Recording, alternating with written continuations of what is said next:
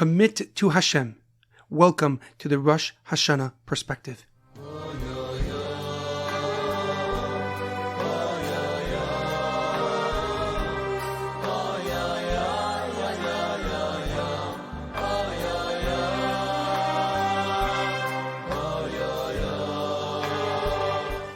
The Rosh Hashanah Perspective is sponsored by the Pollock family in honor of the birth of their baby girl, Emunah. May they merit to raise her in the ways of Hashem, His Torah, and mitzvahs. The Rosh Hashanah Perspective is in honor of the Refuah Shlema, the complete and speedy recovery of HaRav Amitai ben Shoshanna. The Rosh Hashanah Perspective is in loving memory of Reuven Ben Yaakov, Leah Mintche Yaakov Yosef, Edward Ben Efraim, Shlomo Ben Edward, and Yirachmiel Daniel Ben Gedalia. May their souls be uplifted and may their memories be a blessing. We are about to celebrate Rosh Hashanah, the beginning of the new year, on the day that God created the first human beings, Adam and Chava. It is a time where God, in His divine wisdom, sits on His holy throne as the fate of every being is decided. The sounds of the Shofar will blast as we crown God as our King, putting our faith, putting our trust in His majesty and supreme sovereignty. During Rosh Hashanah, we say many moving and stirring prayers as we ask Hashem for a year filled with health, with happiness and success. We read the powerful stories of Avram Avinu and Sarah Imenu.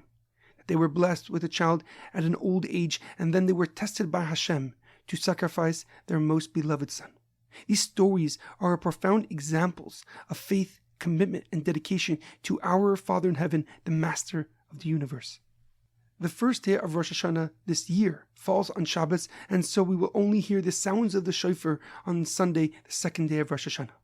The Torah reading of the second day is the Akedas Yitzchak, the binding of Yitzchak, one of the most meaningful stories of all of Judaism. We read this on Rosh Hashanah to evoke God's immense love and passion for the Jewish people. Interestingly, the Torah does not write all the details of this profound story. It skips the second day of Avram's 3-day journey to complete this godly task. The Medrash fills in what happened on the second day of their journey to Har HaMoriah, the mountain of Moriah, the Har HaBayis, the Temple Mount today. According to the Medrash, the Satan appeared to Avram Avinu as a wise old man and tried to convince him not to follow God's command. He told Avram Avinu, "Didn't God promise you that Yitzchak will be your legacy? How can you sacrifice him? How can you give him as a korban on the altar?"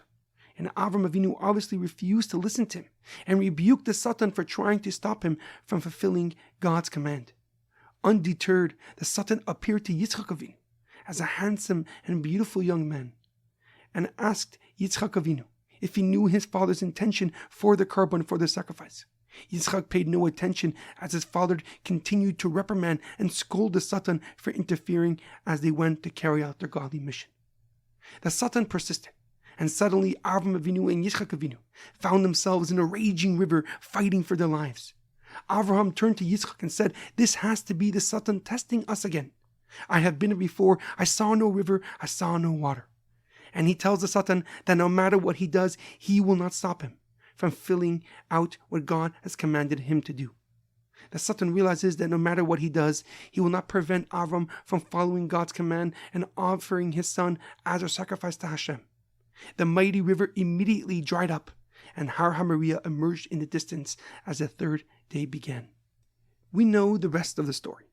Yitzchak was bound to the altar as Avram prepared to sacrifice him to God as he directed. But an angel of Hashem turned to Avram and said this was all a test. He was not to offer his son as a sacrifice. Instead, he was to sacrifice a ram caught by its horns, hidden in the bushes from the days of creation. And Avram untied his son from the altar and brought this ram as an oila, as a burnt offering to Hashem. But a question comes to mind.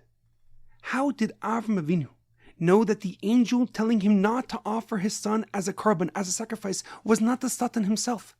The Medrash details all the obstacles that the Satan created. Why did Avram listen to this malach, to this angel, and not mistake him for the Satan trying to stop him from following God's command? One of the many answers given is that when the angel called out to Avram Avinu and told him to offer this idol, this ram instead, Avram saw the ram struggling to break free. He saw the ram fighting the bush to release its horns and set it free once again. The ram wasn't presented on a platter for Avram to sacrifice.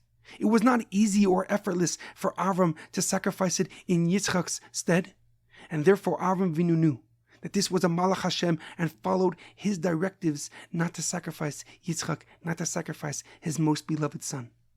The Alter Rebbe, the founder of the Hasidic movement, writes in Tanya the tremendous avodah, the tremendous work necessary to develop and maintain a connection to our Father in heaven, HaKadosh Baruch Hu. It is no easy feat. It requires commitment and dedication, and it demands sacrifice of our physical desires for a spiritual relationship with our Creator, with our Father in heaven. The Talmud in Eruvin recounts the story of the great and holy Tana, Rav Yeshua ben Chanina. Once while traveling, Rav Yeshua ben Chanina sees a young child and asks him for the straightest path to the nearest city. The young child replied, "This way is the short and long way, and this way is the long and short way." Rav Yeshua ben Chanina took the short, long way and reached the city very quickly, but found that it was blocked by gardens and orchard. So he backtracked and found the boy, and he says, "My son, did you not tell me that this way was the short way?"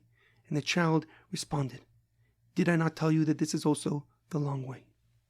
The Alter Rebbe writes in Tanya that there is a short and long way in our everyday life and a long but short way in our everyday life. The short but long way appears to be quick and straightforward.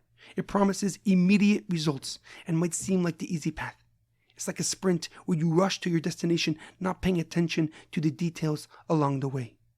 Conversely, there is the long but short way, a totally different approach that acknowledges the challenges and complexities we face every single day, but does not shy away from confronting and addressing the obstacles head-on, face-to-face. It requires humility, it requires honesty as we learn about ourselves and gain experience as we persevere to the finish line. The Alter Rebbe explains that a real connection to our Father in heaven, HaKadosh Baruch Hu, is only created and maintained by the long but short way. Our spiritual life demands commitment and dedication, a constant stream of effort and work with patience and space for God's plans. There are no shortcuts, no easy way other than embracing God, His Torah, and choosing life as Moshe Rabbeinu instructed us in last week's Torah portion. A genuine relationship with God requires humility, sincerity, and trust as we weave our way through the complexities that God places in our life. Accordingly, when Avram Avinu saw the ram struggling, fighting the bushes to release its horns, he knew this was no Satan.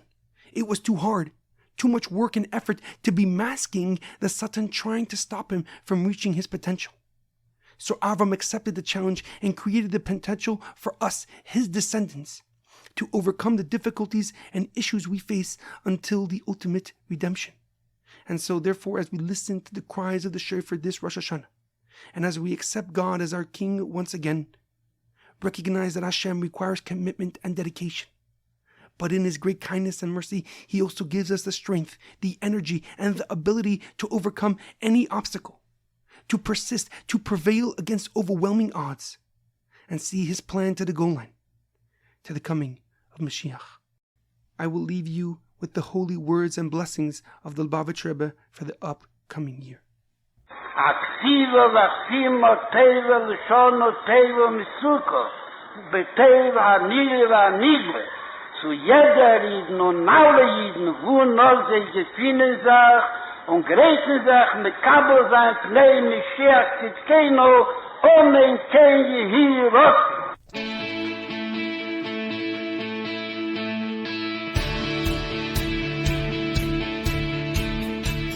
Thank you for tuning in to the Parsha Perspective. Check out our website, theparshaperspective.com. Send thoughts and comments to theparshaperspective@gmail.com. Till next time, thanks for listening.